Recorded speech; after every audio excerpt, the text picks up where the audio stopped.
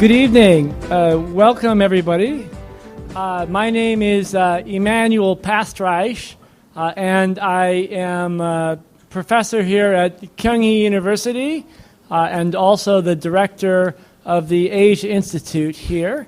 I am very honored to have you here for the second week of our conversations with world-famous scholars.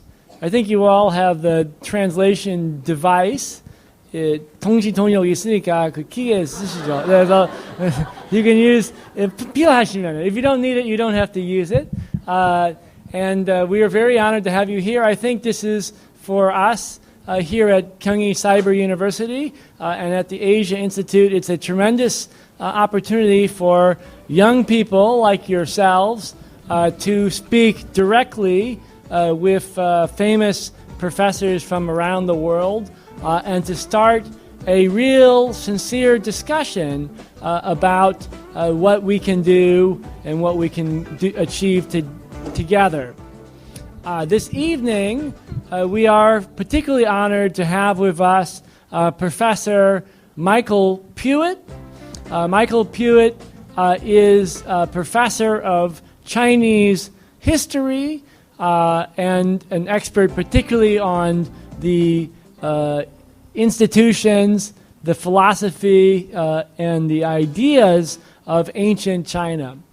He is also, as professor at Harvard, a director of Harvard's Asia Center, an institute dedicated to thinking about issues in Asia in a comprehensive and global way. China, Japan, and Korea, and beyond. And he has also been selected this year as one of 5 professors at Harvard who are outstanding teachers. So he's one of the best instructors, has the best relationship with his classes, and cares very deeply about students personally. Today, he's not going to talk about his field of expertise, China. He will give a talk on that subject tomorrow, and I hope we will see all of you then.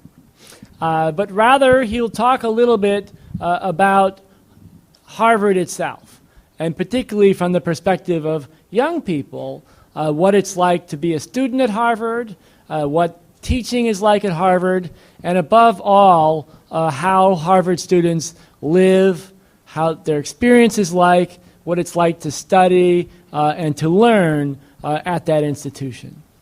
So without any further ado, let me please introduce you to Professor Michael Puett.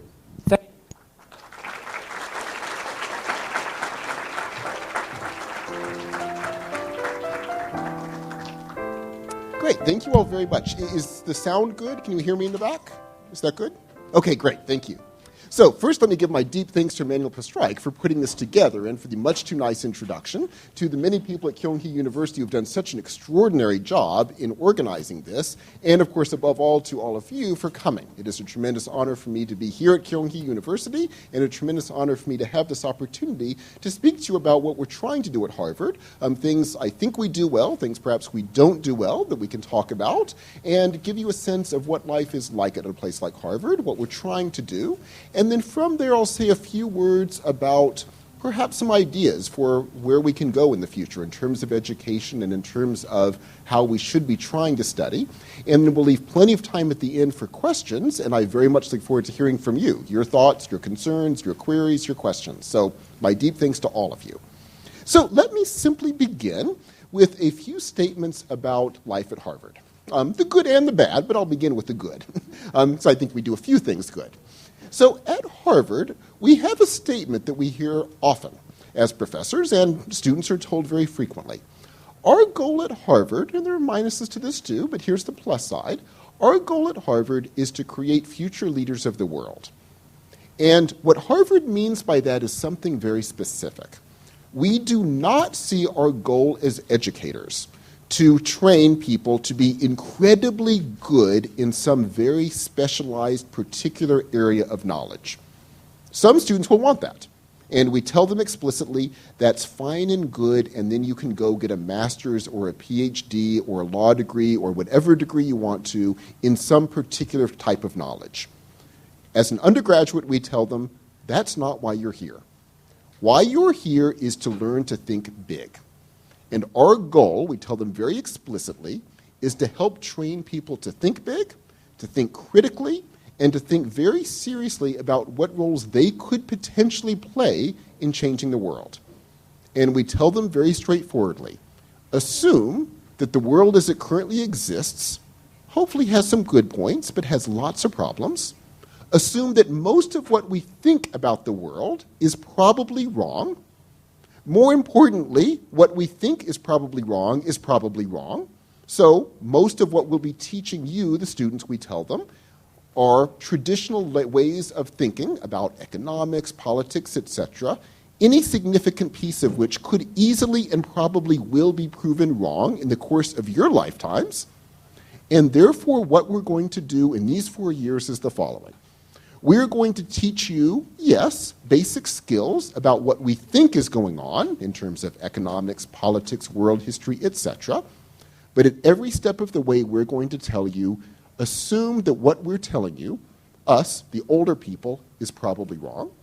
Assume it comes from a perspective overly defined by our own experiences, living in a world that is likely to be radically different in the course of your lifetimes. And if you assume that, therefore, think of the next 4 years as ones in which not only will you be learning these particular skills, these particular disciplines, but much more importantly, what you will be doing is learning to think critically about everything. And we tell them that means, in terms of your courses, question everything we're going to teach you, because again, any piece of it could be wrong, and we don't know what's wrong, so question everything. Also, and at least as importantly, try to make connections that the professors themselves may be unable to make. To realize that actually a vision of humans coming from a play in Shakespeare or a poem by Dufu may be very telling about how to think about economic behavior. Assume there are certain links that we are missing. And we also tell them, remember that study, learning, is not restricted to coursework. And we tell them this quite explicitly. You are here, and for 4 years in this community, we want you to do all of the work that's assigned to you, think critically about it, and we want you to do other things as well. And at Harvard, these other things has a name. They're called extracurricular activities, meaning literally outside of the standard curriculum. And we tell students, we want you to do these things. And what are these things? Well, here we tell the students, we don't know. Or rather, we know what exists now, but the whole point about these is we professors don't define them. You, the students, do. We want you to look at whatever programs are out there, these extracurricular programs, and join anyone that looks exciting. Or if there's something that's not out there that you think would be good, great, create a new one. And what do these new ones do? Everything imaginable. Let me just give you a few examples. This would have been 10 years ago, several students came in and said, into my office, and said, I think one of the big problems right now is people across the different countries in Asia aren't speaking enough to themselves, meaning the students, and aren't speaking enough to American students and vice versa. And so I'd like to simply organize a series of conferences that would pull people from Asia and America together, bring in significant business and political leaders, challenge them to think big, and challenge the students to talk amongst themselves and think of how to think big. And I'd like to organize this to exist on a regular basis. And they said to me, so how do I do it? And I said, I think that sounds incredibly exciting. And here's the key. You all need to organize it. You need to pull together people who are excited by this. You need to raise money to do all of this. And we'll be there to give you spiritual guidance, but you have to do it. And they did. And so now it's this absolutely flourishing program, and it's simply an extracurricular activity. Students did this on their own, with our guidance, but they did it on their own, got all the money for it, organized it, and now run this on a regular basis. And now students come into Harvard, can join this, and it's a huge organization. And that's one of about 100 examples I can give. In other words, what we're telling the students is think critically about what we're teaching, but also use these 4 years to do new things. And we will give you the infrastructure to make that possible, but we want you to think about what those other things will be. What is the result of this? Well, the result is, and I'm biased, I'll be honest, but the result is something very exciting. I think we've created a world now where in those 4 years, students come into Harvard, and I truly think, at least those who listen to what we're asking, but I think it would be difficult not to, they come out at the end of those 4 years totally different as human beings. Radically able to see the world in a new way, incredibly critical about everything, willing to seek connections among ways of learning that people like me in a higher generation would ever even thought of, and actively involved in organizing completely new things and learning all the difficulties of what it entails to do that on a daily basis.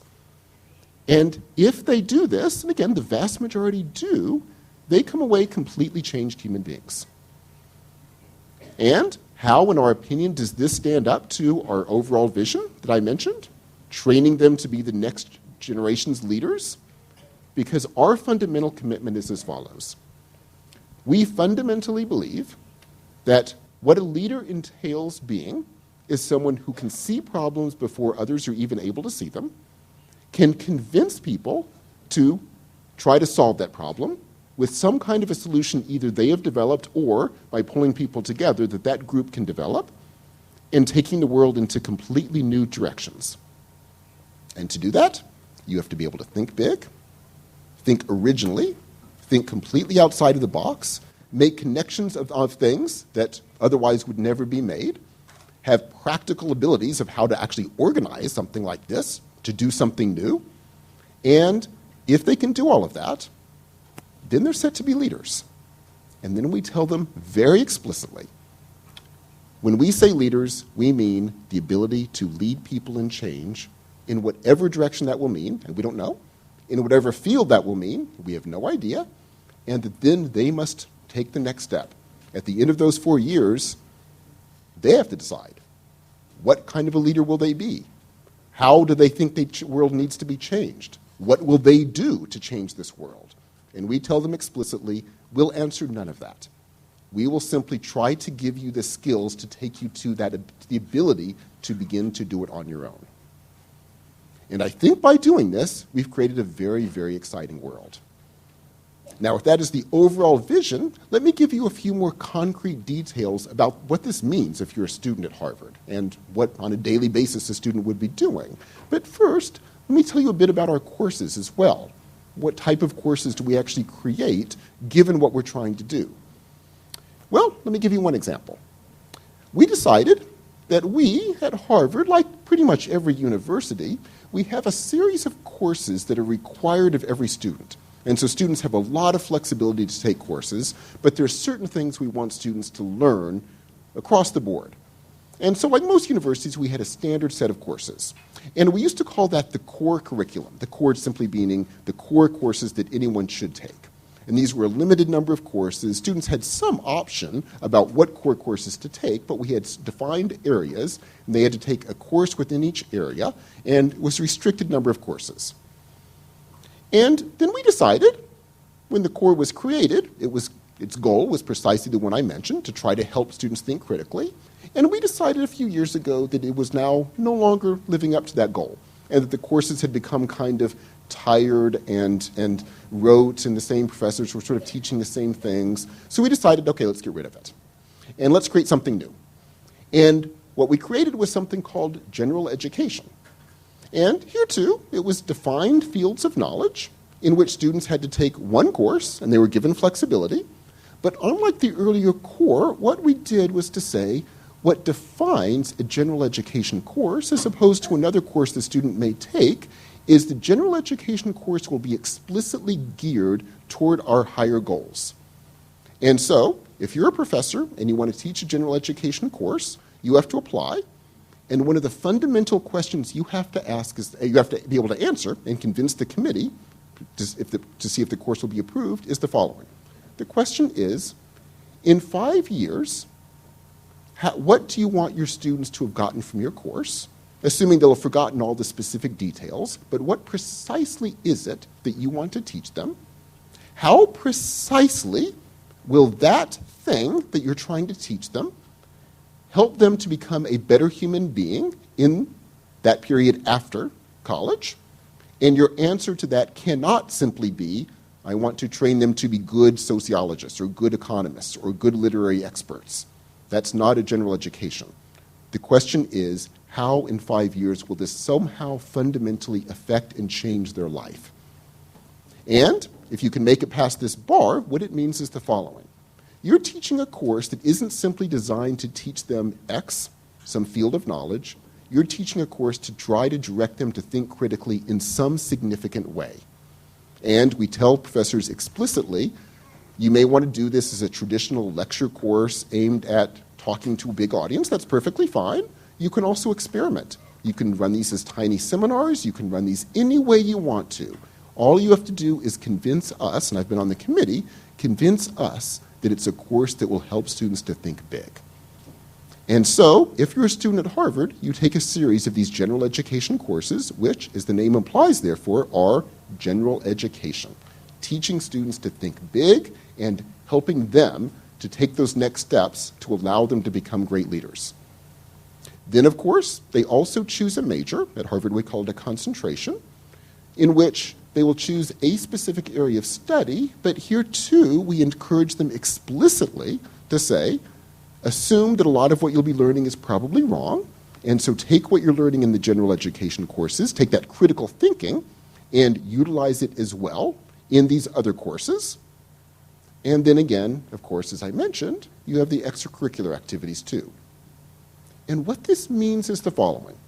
If you look at a typical Harvard student on a typical day, it's very intriguing, and many of them will show me their schedules. They often tend to be scheduled all day long.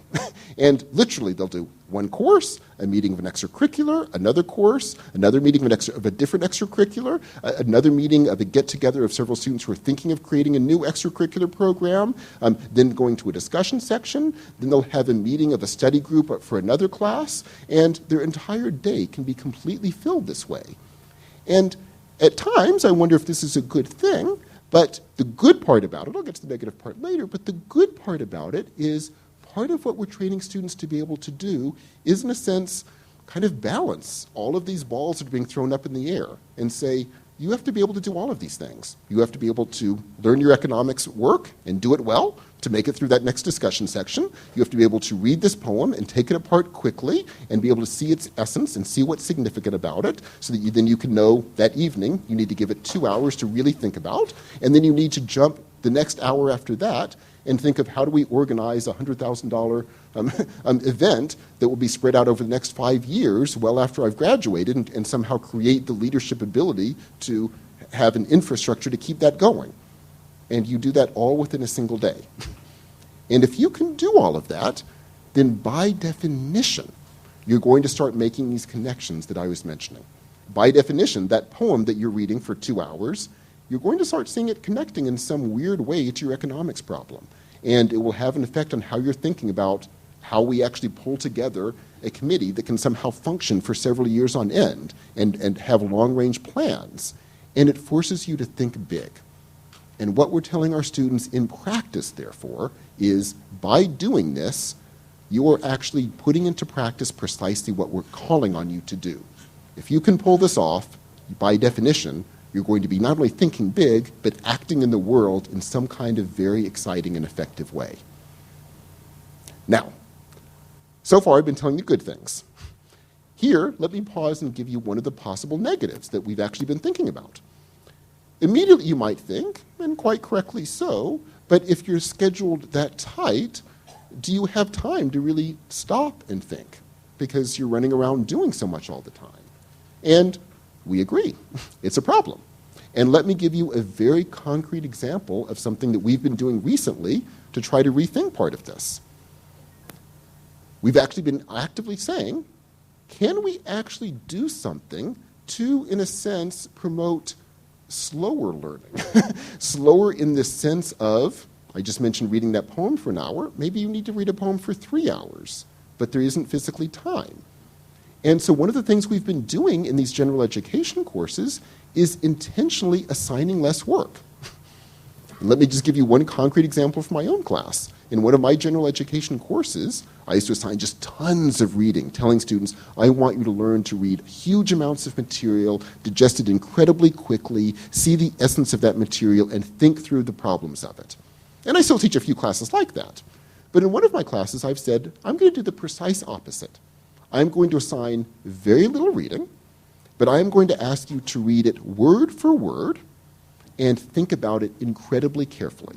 The course I'm thinking about here is a course I do on classical Chinese ethical and political theory.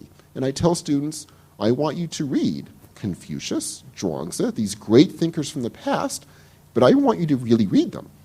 I'm assigning no secondary literature. I'm not assigning 500 pages of all sorts of other writings. I'm assigning the texts themselves, and I want you to read every single word of them several times over. We'll read one book a week, but you need to find the time to really read them. And then the whole class is defined such that students are really required to do that. And part of the goal here is to say, look, I know you're scheduled 18 hours straight, but if you take this course, you have to build into your into your schedule, the hours to actually sit down and read carefully and critically, a single thing for lengthy periods of time. And another class will teach you how to read 700 pages from 5 different books in 1 week. Take this class, and you'll have to learn how to read 30 pages, but really, really read 30 pages. And I give this example simply to suggest we are consciously and constantly, I should even say, trying to think through what are the dangers of the system we've got at Harvard and how do we work against it. If students are being trained too well to juggle 5,000 things, how do we teach them not to juggle so much occasionally and spend 3 hours on a poem? In other words, how do we train them constantly to work against whatever dangers they tend to be falling into and whatever dangers we're actively creating that we therefore need to actively work against?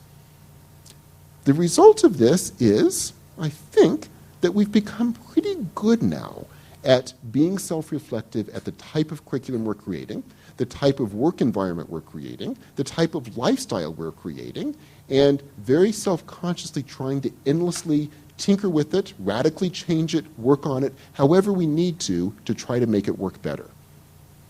Now, that's a few examples of what we try to do in terms of the way we build the curriculum. But now let me expand the discussion a bit further and say a few more words about what, if there's anything of value here, and I hope there is, what the larger implications of this way of learning might be. And let me begin with an example before I get to the larger point. Here's the example. In 2008, as you know, there was a major financial crisis with, of course, huge repercussions, certainly in America directly where it occurred, but huge repercussions around the world. And those repercussions rippled through all sorts of aspects of the social and political worlds of many societies throughout this entire planet. But among the many, many ramifications it had one other one that was very significant. It seemed to call into significant question the one thing, the one discipline, I would even say, that up until then had reached almost a kind of level of science, a level of view that this is the one thing that really, the one discipline, I should even say, that understood things. And the discipline I'm thinking about is economics. There was in America a real belief that economists had kind of figured it out. Like they had figured out how economies work, how not to run an economy, what one should do to run an economy. They thought they had the theoretical models that explained all of that. And there was a real consensus that had formed in the economics profession that they had gotten it right. And a lot of other disciplines, political science, sociology, etc., also believed that. So it was really becoming the one discipline that people thought had gotten things. And then the idea was, how do we expand this proper understanding of economic behavior to other realms, because this is the one thing that we figured out. And among other things that happened in 2008 was the realization that maybe we were wrong. That here's an example of one discipline that we really thought had figured things out, that policymakers had accepted as basically correct, and at some fundamental level, we had gotten it fundamentally wrong. And it was unclear what we had gotten wrong. Was the theoretical model wrong? Was the psychological reading of human beings wrong? Was the way we were building our models wrong? Who knows? But clearly something was wrong.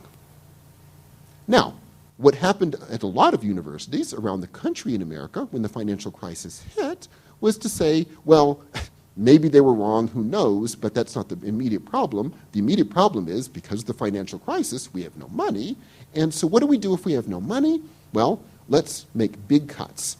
And so they began to slash the humanities with the idea that, well, that's less practical. It doesn't immediately affect the world. Now we have a real crisis. We need to train people to deal with this crisis, and let's get rid of the fluffy, unimportant stuff and really focus on what matters. And if we got something wrong in the economics field, okay, let's figure out what we got right. At Harvard, for better or for worse, but I think for better, we went in the precise opposite direction. What we said was, okay, if we got something fundamentally wrong, what do? Well, what we do is we need to train the next generation not to make the same mistake. Because we had made the mistake, fundamental mistake, I would say, of thinking one discipline had gotten it right. Simply because, for now several years, they seemed to have. Like, the results seemed to be pretty good. The economy was growing. We seemed to have understood things. Well, lo and behold, we didn't understand things. And it became clear that was simply one example of thousands we could give where human beings thought they had figured something out, accepted it as received wisdom, and it turned out to be completely flawed, or at least in some significant way flawed. And so what we decided to do was to say, here's a clear example where we weren't living up to our own philosophy. And is economics right? Well, at certain levels, they figured things out, but at some level, they haven't, and we shouldn't have given them such canonical status, or at least one particular piece of the discipline, such canonical status. And so instead of slashing the humanities, what we've done is the exact opposite. Let's reinvigorate the humanities. Because one of the great things the humanities does is help people to think critically about all of these issues. To give one very concrete example, in economics, the assumption was human beings are rational agents who rationally make decisions. And the theoretical models assume this to be the case. Well, clearly that was modeling some aspect of human behavior, but it clearly was not modeling other aspects of human behavior. So, are there other parts of human behavior we're not understanding? And if the answer to that is yes, and I think clearly the answer to that is yes, how do we understand them? Do we not need much more complex visions of what human beings are like? And where are we going to get those complex visions? Well, again, our answer was, we have no idea, but the next generation might find it if, again, they're thinking critically and looking for it in surprising places. Again, a poem by Dufu, a tragedy by Shakespeare. These might give you insights into the ways human beings are that would be fundamental, crucial even, for understanding economic behavior. And so what we've done at Harvard is we reinvigorated the humanities. We've said, okay, let's get the humanities going again. Let's develop the humanities, get the humanities more involved in general education courses, more involved in teaching people to think critically, and saying to students, okay, if you want to go to Wall Street, think big, because something fundamentally is wrong. Something's right, but something is fundamentally wrong. And again, we don't know what it is, but your generation has to figure it out. Another example where I think we've said, if the focus is critical thinking, and you're endlessly trying to tinker your curriculum and tinker your educational program around that, it allows you to focus on, at least what I would say, really, really matters. So that's the example. Now let me get to the larger point. Here's the larger point. I would like to say that the 2008 economic crisis was in fact part and parcel of a much, much, much larger period that we're still involved in. More explicitly, what I mean to say is the following. I think we have lived in a period that I suspect is about to come to a close, in which we've really thought for quite a while now that we had fundamentally figured out most of the big problems. We had pretty much figured out how to build a political system, at least we thought this in America. We thought we'd fundamentally figured out how to run an economy. We thought we had pretty much figured out sort of how technology runs. We'd figured out how to build a proper scientific program for each distinctive field of the sciences. We really lived in a period where we thought things made sense. And the example of economics, I would like to say, is actually one of a much, much, much larger, and I'll use a strong word here, complacency that has set in. A complacency in which we thought each major discipline was right. Each major discipline had fundamentally figured out what it was trying to figure out. Political scientists understood politics, economists understood the economy, sociologists understood how the societies operated, and I think we really thought that. And policymakers thought that. We thought we had fundamentally figured out the world. And I actually think the 2008 crisis was part of something much larger that we have yet to really grapple with. And here's what I would like to make as a strong statement.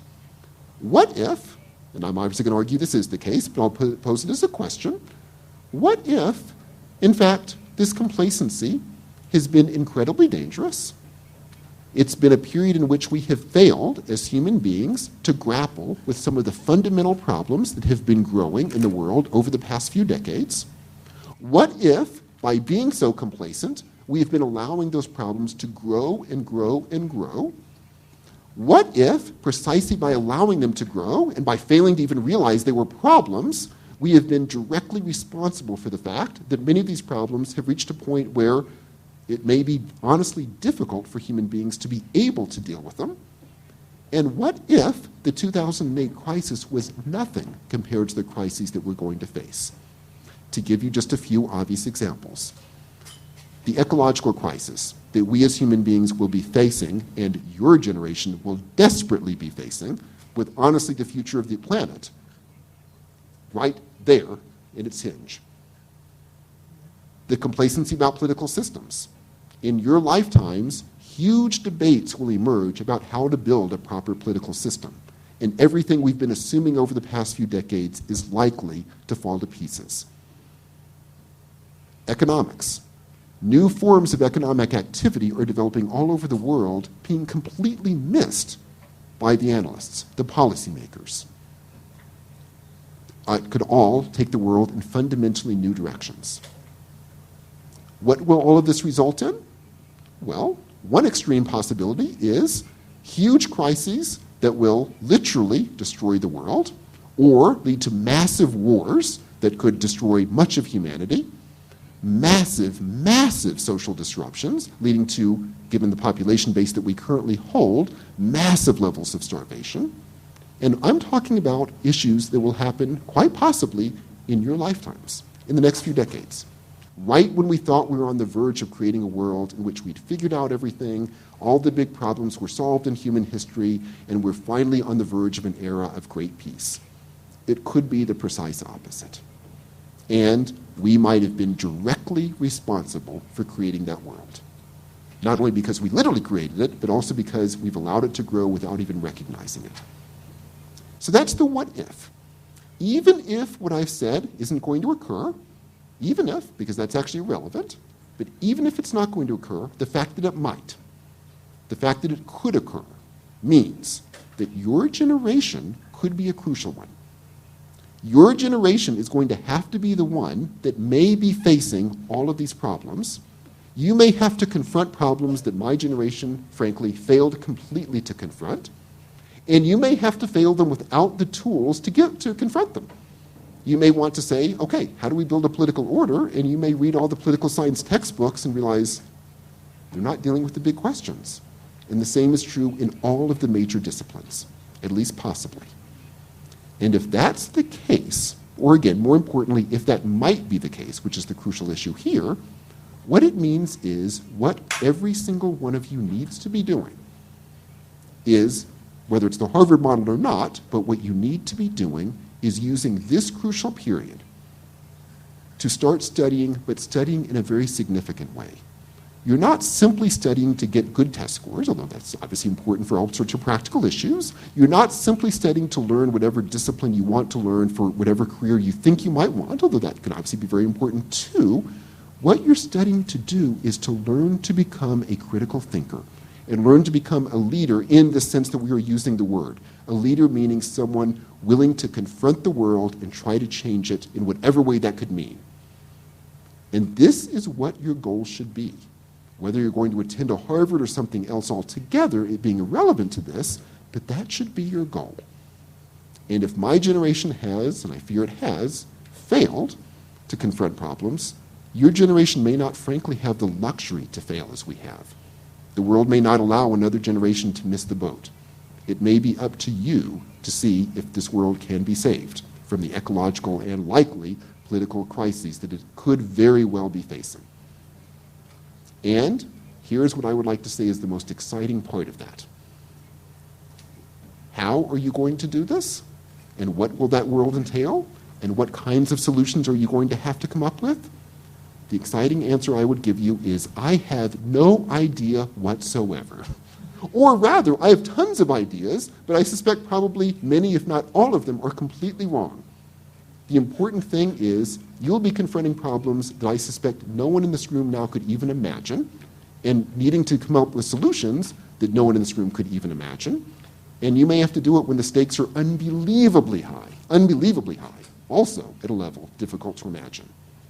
And therefore, if that's the case, spend this crucial period of your lives, this crucial period, learning in that larger sense, learning to think big, learning to think critically, training yourself for the possibility that you may be confronting a world radically different than the world you've been trained so far to think you live in, and at a seemingly more mundane level, but I'm not even sure it's that much more mundane, just in your day-to-day interactions with people, here too, you may find, and I'd put it more strongly, I think you will find, if you're training yourself in this way we're talking about, it's not just that you're training yourself to be a great leader to confront world-significant problems, although I think you are, also just at a very basic daily level, I think you will find your interactions with other human beings, the conversations you have, the types of friendships you will build, the types of relationships you will have with your family members will be radically altered.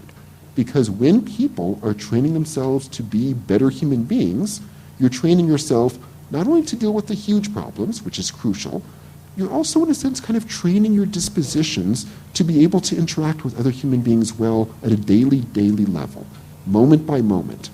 And out of those seemingly mundane interactions can also come the crucial friendships, the crucial relationships that can prove crucial to changing your lives. In other words, what I'm saying is think about study, think about learning in a larger sense. You're trying to train yourself to become a great human being. The way Confucius would put it is you're trying to train yourself to be a sage. You'll never become a sage. That's crucial because then you'll stop training yourself. It's a lifelong process of trying to become one. And what is a sage? A sage is simply someone who, in any situation, can respond well, whatever that means. Well in the sense of changing others for the better, well in the sense of sensing one's own self and interest and excitement and building a world in which one can develop, sensing larger problems in the world and dealing with them, sensing major crises facing humanity and working to deal with them. In other words, everything from the mundane level to these huge, possibly world-significant problems, training yourself to be the type of human being who can respond to them. Now, getting back to the mundane issue of Harvard, do I think we do all of this? Well, I think we're trying to create a world where we are. I think we're striving to. I'm not sure we always do it well. I think in many places we don't, but we're trying to. And what I would urge you all to do is, regardless of whether you want to go to a place like Harvard or not, which is an open question, it's for some people, not for others, but I think that general vision is what I would encourage you to hold to. And if you do, you may decide, when it comes to the time of applying for college, that a place like Harvard isn't the type of place where you think you could flourish, in which case, don't go there. You may decide you will flourish in a completely different sort of atmosphere. How will you know? You'll only know if you're training yourself. If you're training yourself to think critically, sense situations well, sense the type of a situation in which you can flourish, sense the ways in which you can flourish, and through that process, you'll get a sense. It may be a Harvard. It may be a completely different type of a place. That's your call. The key thing is become the type of a human being who can make that decision, and the type of a human being who can make that decision is also, thinking again big, the sort of person who 3-4 decades from now may be able to confront potentially world-significant problems too. The mundane stuff and the big, huge, world significant stuff really are part and parcel of the same thing.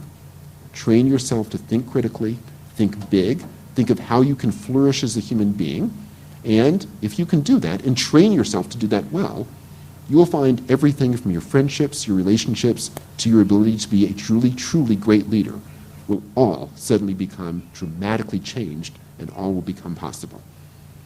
So, having made these statements, let me simply conclude by referring to a few of the questions that some of you have asked in advance before we turn to the direct questions from you. The questions were across the board excellent, and there's one in particular I wanted to pick up on.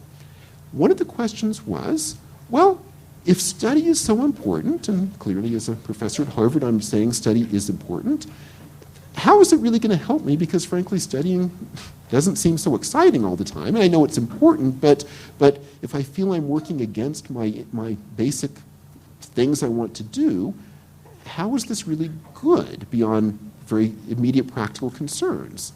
Well, my response to that is the following. And given what I've said, you might be able to predict it, but let me lay it out explicitly. Think of study in a bigger sense. Study, yes, involves a discipline of training yourself to do things, some of which is going to be boring and tiring, of course. But think of studying in a larger sense of learning. Because if you're learning in this larger sense, yes, it involves hours put in studying, yes. But if it's with this larger goal, you will also find, I think, a kind of joy that comes from it, a kind of joy of beginning to experience the world more fully, because your dispositions have been changed by learning. You're more engaged with the world. You're more engaged with your friends and your family members. You're more engaged when you open up a newspaper and can see through the different statements different people are making and see through what's really going on, when you can actually begin to think through bigger problems and think critically about them. You'll find you become more engaged in the world. And there's a joyousness that comes from that, a kind of just pleasure of being in the world. And that's contagious. You'll find as you begin to develop that, your friends begin to pick up on it too. And they sort of gain that same kind of joy through that critical thinking. And you will create little communities, little worlds of friends in which all of you are thinking critically in that sense.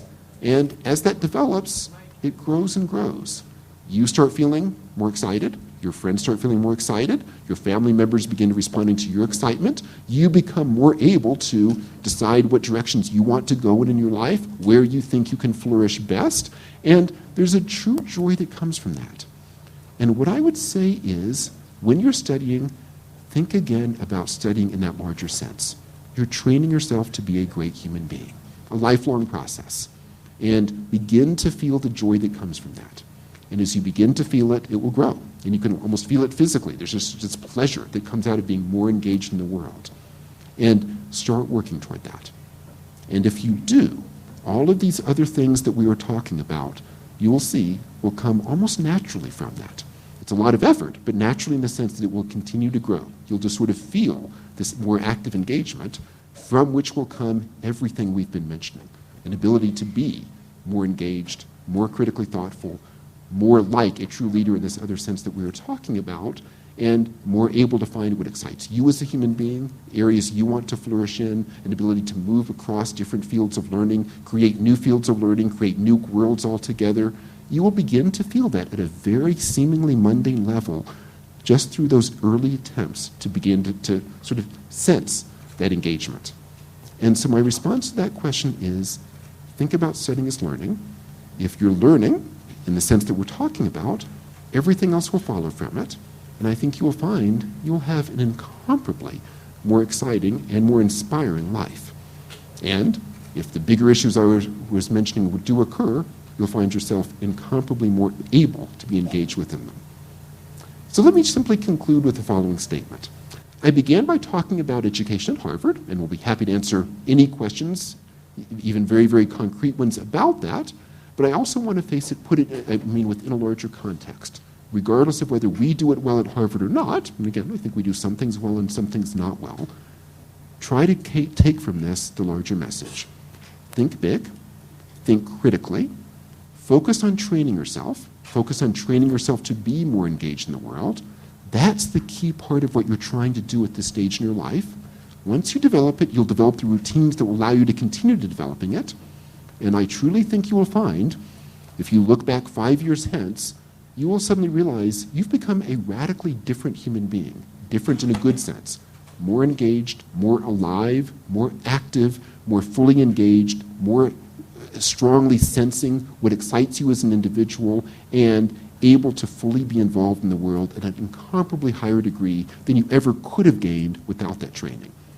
This is not natural. It takes training, but through that training, you can become something far beyond right now you could even dream you could become. That should be the goal of the next several years. Great, thank you so much, and I look forward to a discussion with all of you. So thank you so much.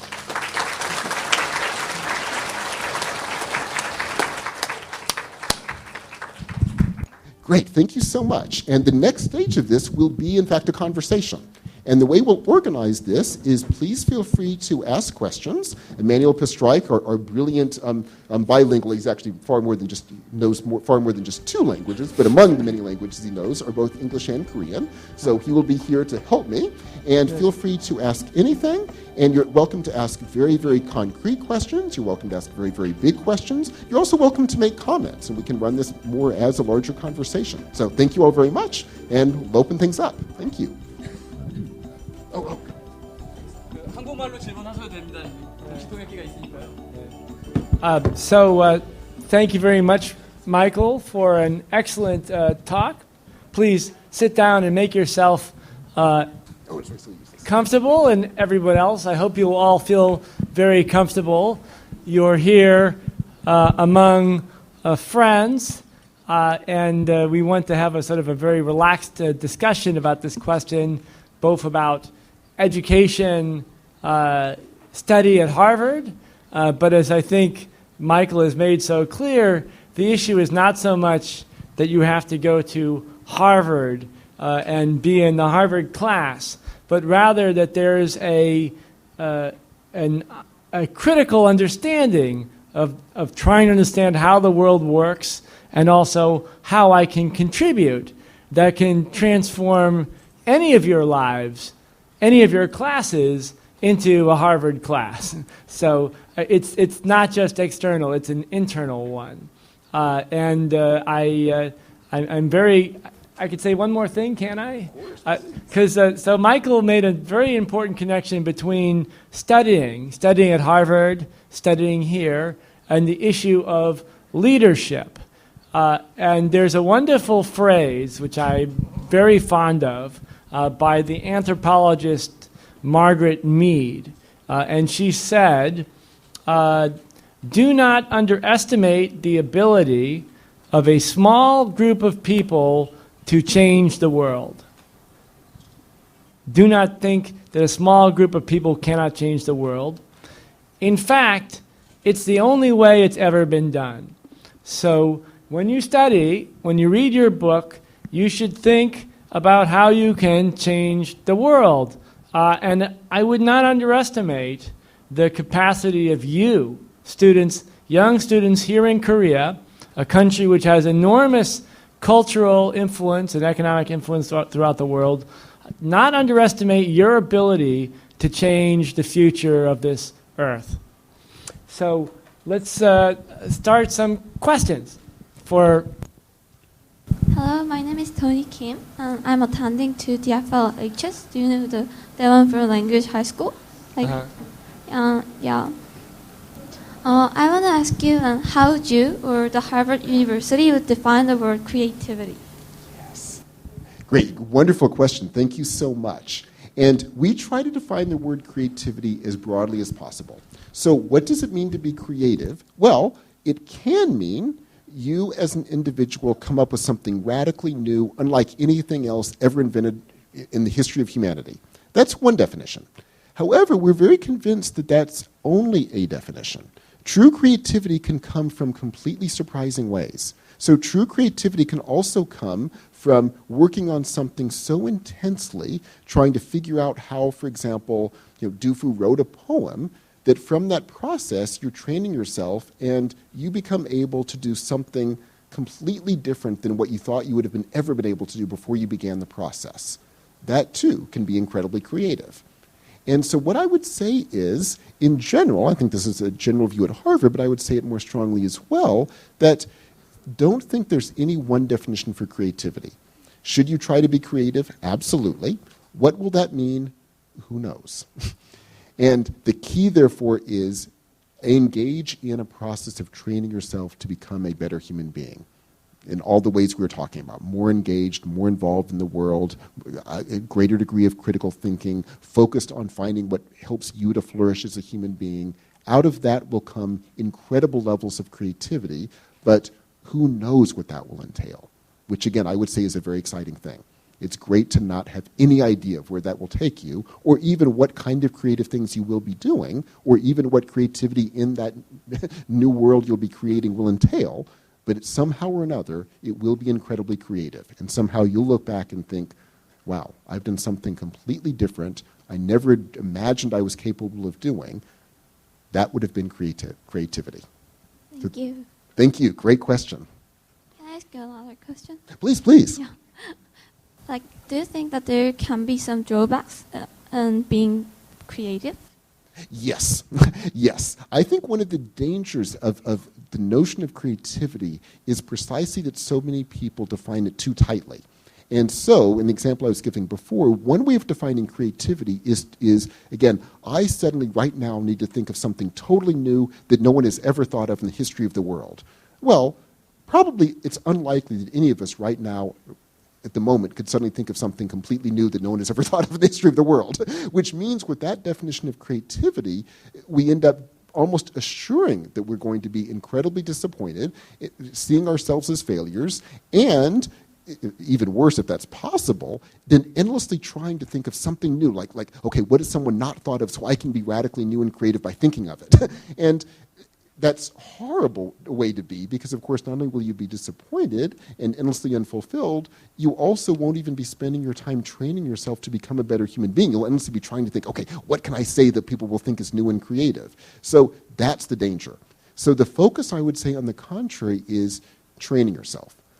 Training yourself, learning, trying to be more engaged in the world. Out of that will come creativity, but again, who knows what creativity will mean? And out of that will come something significant. So I mean that before trying to being creative, so we should try to be the better person. So before being creative, so we should try to be better person, not being creative, just the role creative. Precisely. Yeah, I think that's a perfect way of putting it, and beautifully said. Yes, I think there's a real danger at the moment that by pushing the word creativity so much, and again, defining it too tightly, that, yeah, we create a world where people actually aren't spending their time just training themselves to be better human beings. They're endlessly trying to say something that people will say, ooh, I've never thought of that before. But if that's even the value, and it may well be, but you'll never achieve that without training yourself. And the focus is training. Training, learning in this larger sense. And out of that will come creativity. But again, who knows what that will even mean in whatever context that we will be talking about in the future. Thank you so much. Great, thank you. Great set of questions. That's a mistake I always make, so you helped me so much. No, I think it's a very common problem, and a common problem that I think our generation is in part created. By overusing a word and defining it too tightly, we've created a kind of unrealistic set of expectations for students in which, instead of helping students to think big, we're ironically creating the exact opposite, even though that was the goal of using the word in the first place. So I think you're exactly right. I think what you're feeling is something that I suspect everyone in this room is constantly feeling, and it's important to work against it. Training, learning, becoming more engaged, that's what matters. Out of that will come something that will be called creativity, but again, who knows what that would even mean. Great, thank you. Thank you. Thank you, Professor, for your wonderful lecture. I'm currently majoring in international studies in Kyung University, and I just have a quick question about general elective courses that you explained about what people in Harvard do. One of the dilemma that Korean universities and Korean university students are currently having high debate is actually about whether they should teach very strictly and very deeply about general courses, because many do criticize that those will take much amount of time for much more important studies, like their concentration, their major studies. And and since like now South Korean students are very eager to have like higher grades and so on like that, I think that is not only because of that reason, but many Korean students are having skeptic about learning general courses, so they tend to like not only just procrastinate, but also like try to study not as much as like major courses. So I just want to hear about like your opinion how to solve these kind of problem and atmosphere here. Yes, thank you. It's a great question, and it absolutely is one that's faced not just in Korea, but everywhere. And I face it constantly with the students I advise at Harvard, too. Because we'll have, for example, a freshman coming into Harvard, and they'll say exactly along the lines that you were mentioning, okay, I think what I'm interested in is, for example, international policy issues. And so what I should probably study, therefore, is, and they can even do a list of the courses that seem very specifically directed toward that goal. And the idea is, if I take this list of courses, then I'll hopefully learn about this field very well. And I should avoid taking too many other courses because I, number one, won't do terribly well in them. I might get lower grades that will hurt my future career, and it will even take time away from what I could otherwise be doing, which is learning about my specific field of interest. And the advice I give to them is the same advice I'll give here, which is to say, that's a fantastic set of interests, and the absolutely best way to achieve those set of interests, or whatever other sets of interests are going to emerge from what I'm about to mention, is precisely to not try to define it too tightly in terms of what you think will be relevant to that area. And a good way to do it is the exact opposite. For example, when you're thinking of what courses to take, very self-consciously think, and again, it's a training process to help you to achieve this ability to do so, but gain a sense of, yeah, but what course, for whatever reason, even perhaps what reasons I can't even formulate, seems exciting to me. And that course could be, a course on Hamlet, to give a random example. And for some bizarre reason, that seems exciting. And right then, of course, you'll have that voice catch you in the back of your head saying, no, don't be silly, you'll get a lower grade in that class, and it will be irrelevant for my area of interest, and don't take that. Or, to give the example you gave, which is next to one, some very general course dealing with huge, big issues, again, irrelevant for my plan of study and dangerously going to lead me into getting a bad grade, I would say, no. Those courses that for whatever reason seem exciting are precisely the ones you should take. And do you risk getting a lower grade? Well, the answer is obviously yes, you do. But I think what you will find is, even if in that particular case you get a lower grade, in the long run, it won't be the case. Because I think what you'll find is if you're consistently taking courses that excite you, you will end up finding there's a reason they excited you.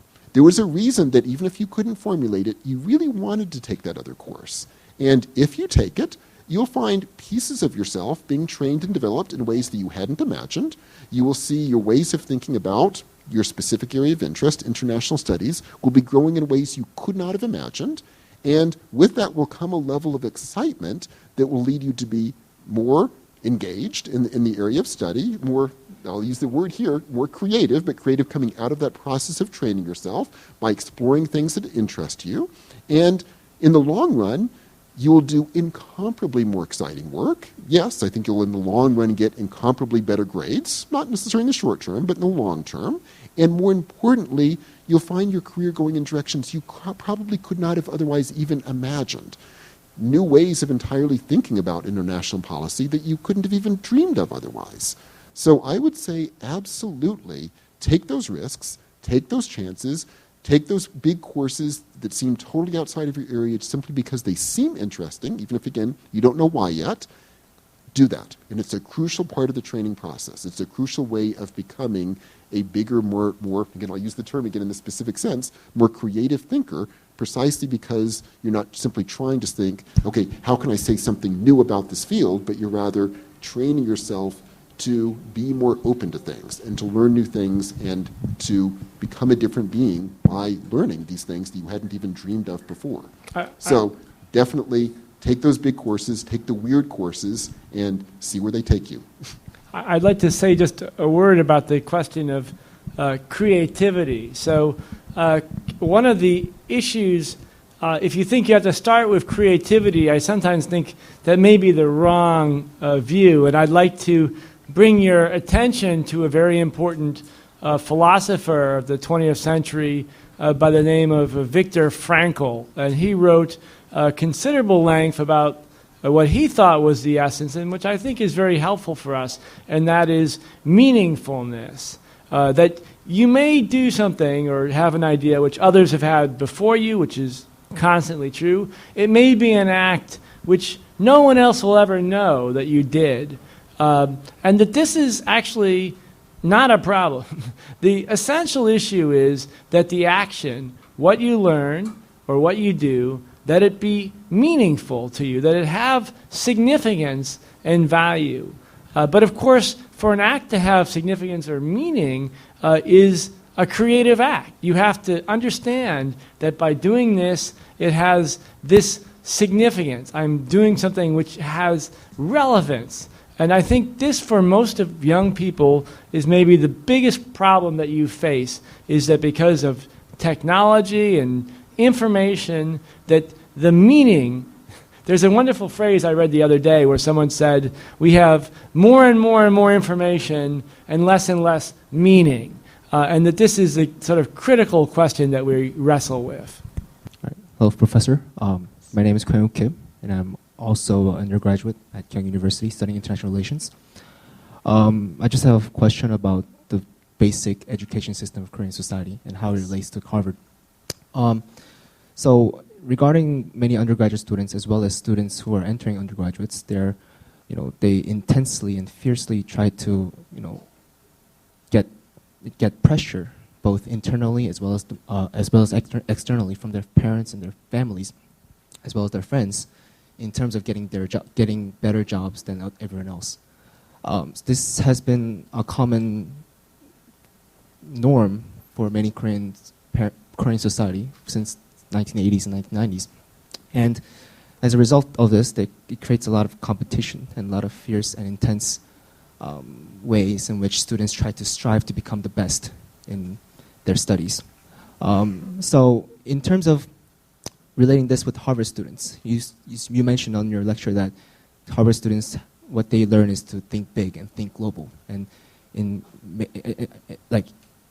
I think that if Korean students have these kind of conflicts, I think Harvard students should also have these conflicts between getting better jobs and having conflicts between getting better jobs and thinking big. So as a result of this, I think Korean students don't have this creativity, which the Professor Emmanuel Pastorich has just mentioned. So does Harvard students have this kind of confliction between getting better jobs and becoming excellent in their studies in order to get better jobs and to create and to think big in that aspect? And how do they cope with this problem? Thank you. Great question, and the answer is absolutely yes. The Harvard students absolutely across the board wrestle with the same problem, and there too get extreme pressure to take the sorts of courses and go into the type of profession that will get them a clear job that will be well-paying, and then they can do other fun things on the side, but at least that will give them the clear career path. And clearly there's a practical issue here, there's no question. But what we do in talking to students and giving advice on this is twofold. The first is to forewarn them that what may seem like an easy path for a career can change at any moment. The example that's become a huge one in America, up until literally 4 or 5 years ago, the best, or at least one of the two best, I would say, career paths in America, best in the sense of just clear goal where you will clearly get a job and be very, very well paid, was to become a lawyer. That was the way to do it. A doctor to a lesser extent, because they're going through a lot of issues with healthcare in America. Become a lawyer, though, that was untouchable. Absolutely. Well, post-financial crisis, suddenly people coming out of the top-tier law schools in America are not getting jobs anymore. And so all of a sudden, what seemed to be the clearest, most practical career path has suddenly dried up. Not completely, but to a significant degree. And so people come out with huge debt, which used to not be a problem because you'd also get a very well-paying job. But suddenly, if you're not getting a very well-paid job, you have this massive debt that you are going to spend the rest of your life slowly paying off if you get a job that allows you to at all. And so what we tell them is, remember, again, if you assume a clear career path, that can be dangerous because nothing is certain in this world. And the other thing, and this is the point we try to make much more strongly, is even for those things where it is clear. So the financial crisis might not have occurred, and that's certainly entirely possible. In any given field, it might not happen. But you will ultimately be incomparably better able to be in whatever profession you want, or better able to choose some radically different profession, but be extraordinary at it, if it's something that really excites you, if it's something you can really flourish in, and if you're developing that, actually that is what you'll find will be incomparably more helpful in gaining a future career.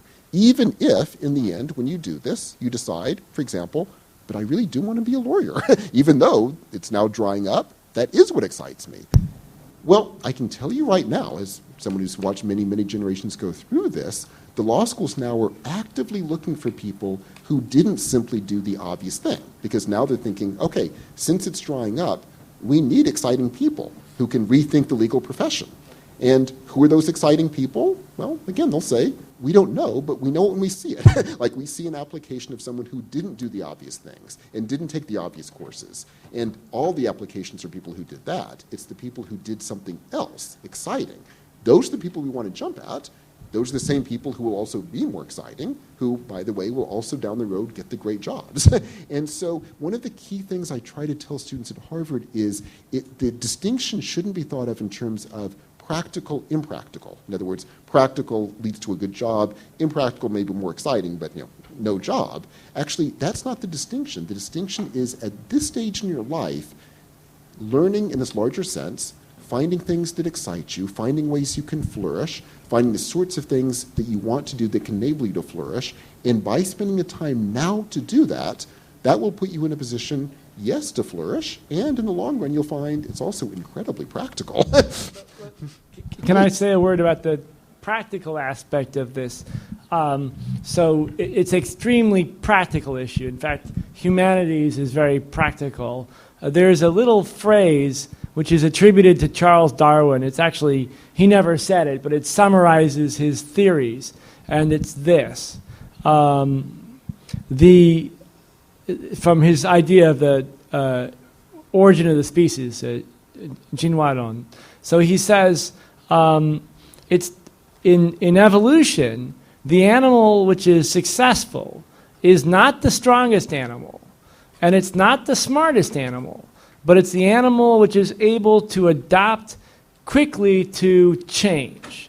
And so if you're someone who's extremely smart and you work really hard and you do go to the best school, the Harvard, and you go to business school, and then you become an investment banker, and then you work for 2 or 3 years and you make an enormous amount of money, and then the whole world changes so that finance is no longer done that way, then you no longer have the flexibility to do something different.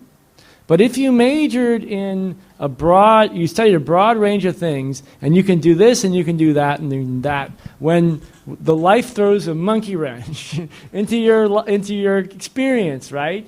Fate throws a monkey wrench in your life, you will be able to regroup and go forward. And just a quick footnote to that, which I think is a superb way of putting it, yes, I think that really is true, that life does throw lots of monkey wrenches. You'll have tons of them thrown at you, some big ones, some small ones, but you'll get lots of monkey wrenches. And what you're trying to do at this crucial period in your life is training yourself to, again, be highly engaged in the world, highly responsive to the world, knowing yourself, having developed and trained yourself such that you can be the sort of person that can respond to the world well in whatever the world is going to throw at you. And I guarantee you the world will throw at you tons of things that you could not dream of now. And so yes, indeed, it's not impractical to be spending the time to train yourself. Actually, ironically, that's the most practical thing to do because that will put you in a position where you can have a flourishing life. Whereas otherwise, you may not, ironically, by doing the very obvious things across the board and not, therefore, training yourself to think big and be flexible. Yeah, great question. Thank you. Hello, thank you, Professor. I'm Chinese. And what you say is totally right. Think things creatively and then critically. But in my country, the way we receive education is not about to learning things. It's about to put things densely into one person, to put comprehensive things which some comprehensive things which we don't know what use of it to one person. So, in other words, we don't have sense or time to think things creatively.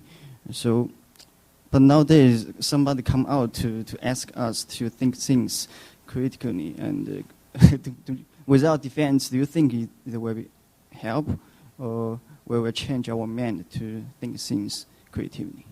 Yeah, great question. And here, too, I would say it depends entirely how it's done, because precisely as your question is implying, simply saying be creative can actually be a very dangerous thing to say.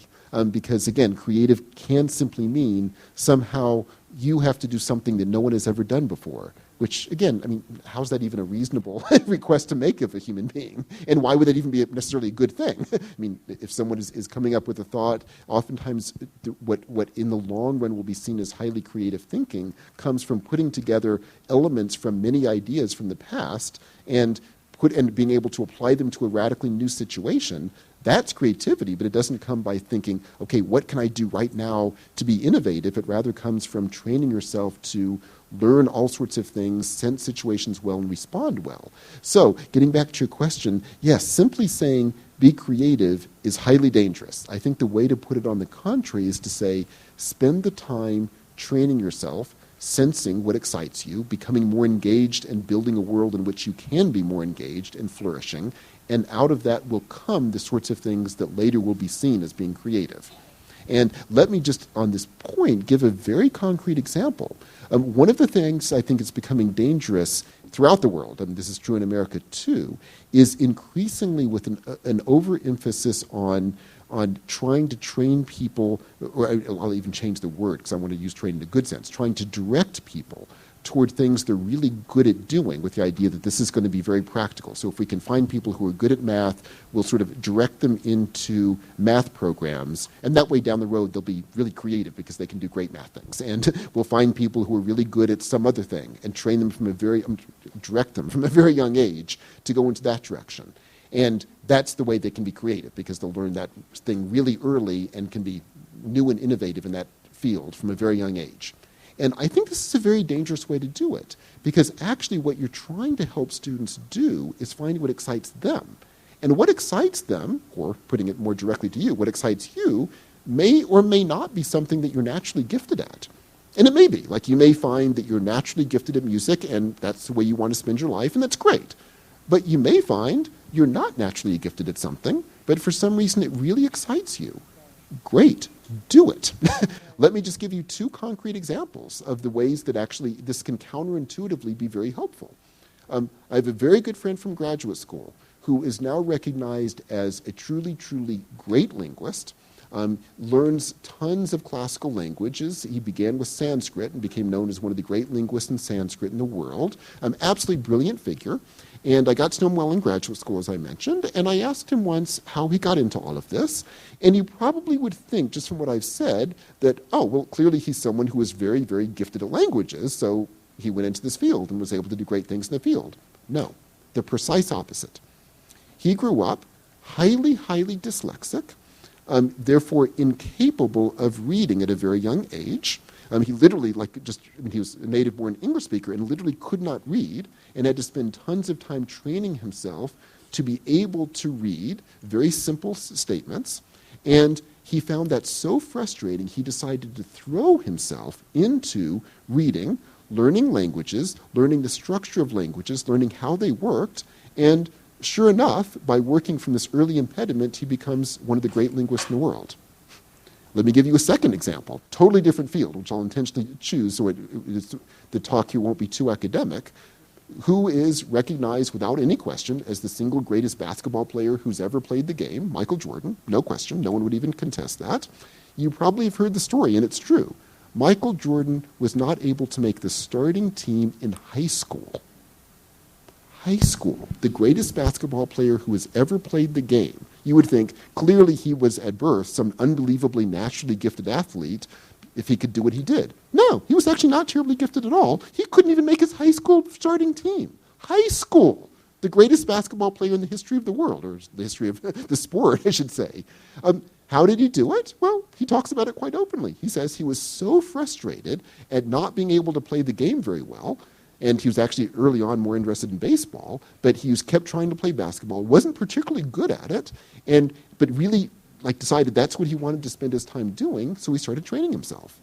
And he trained, and he trained, and he trained, and he took what, amazing to think about this in retrospect, but what evidently was not a terribly gifted body, and not terribly gifted at being good on the basketball court, and he becomes the greatest basketball player who's ever played the game.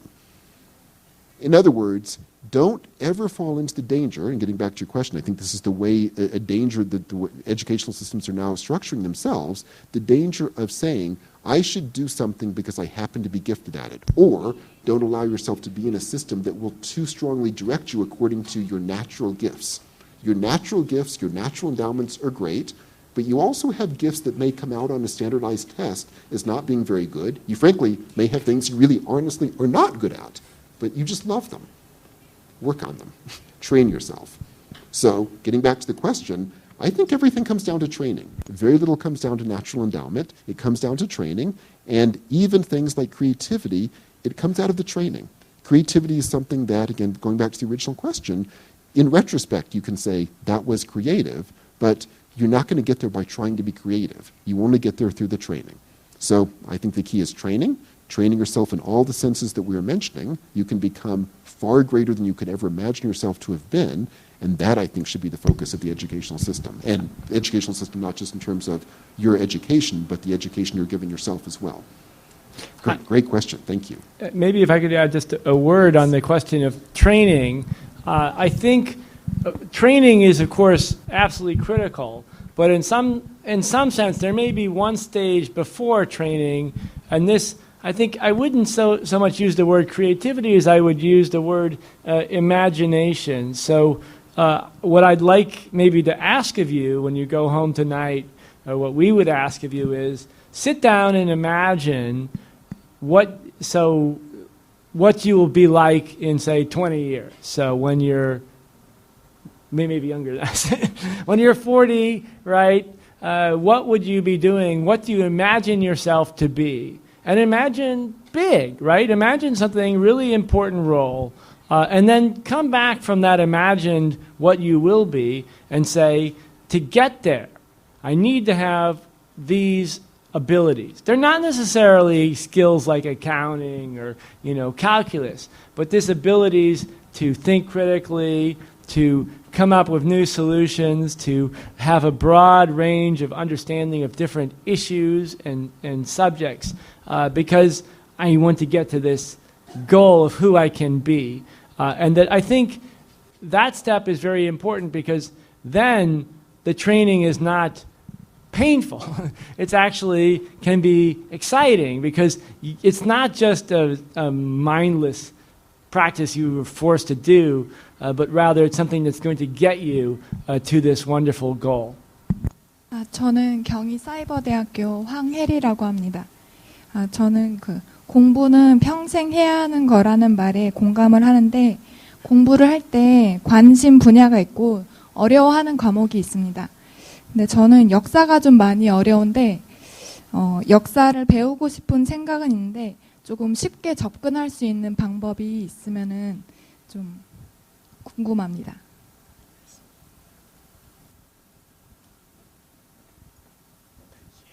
A great question. Thank you so much.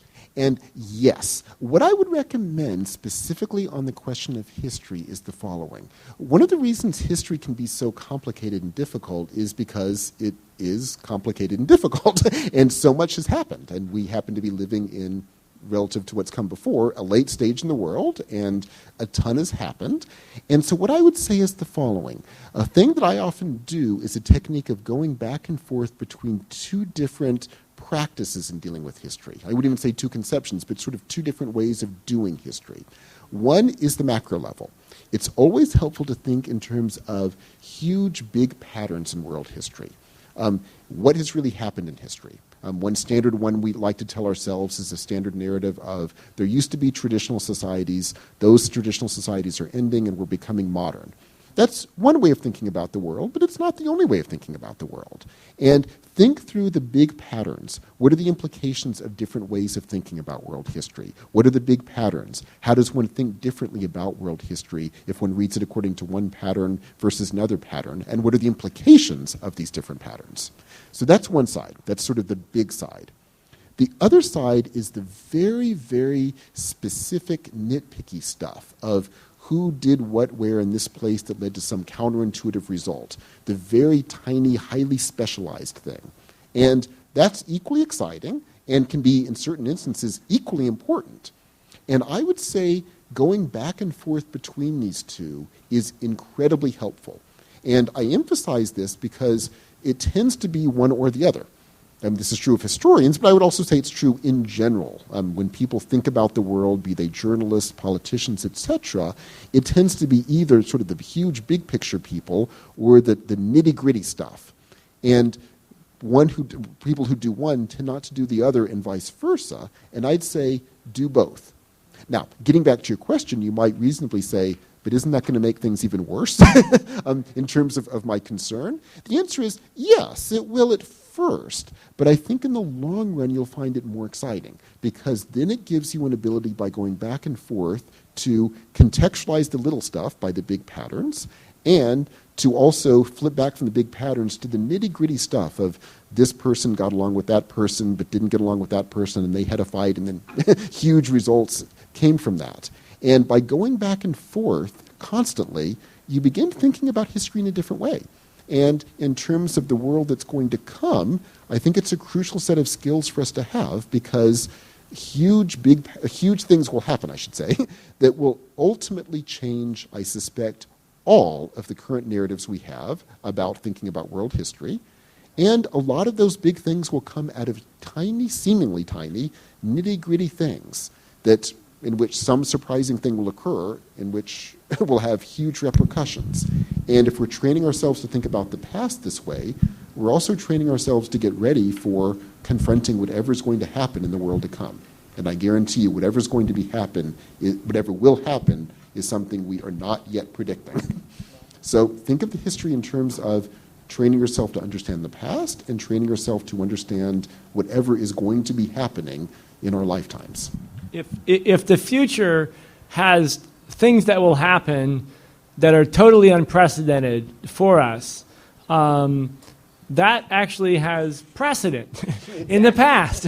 There have been other people, other civilizations, who have encountered things which were totally unprecedented. So although the actual event we have no experience with, we can, from history, learn something about how societies, how organizations. Jared Diamond, I think, is the writer who's done a lot on this particular topic. He has a book called Collapse that maybe you're familiar with. Yes. And another book more recently, The Way We Were Before Today, I think it's called. It was about traditional societies. But very interested in this question, and we can learn. School cannot make you into a fortune teller, so you will not be able to know the future. But if you know enough different variations and precedents, it will allow you to intelligently anticipate.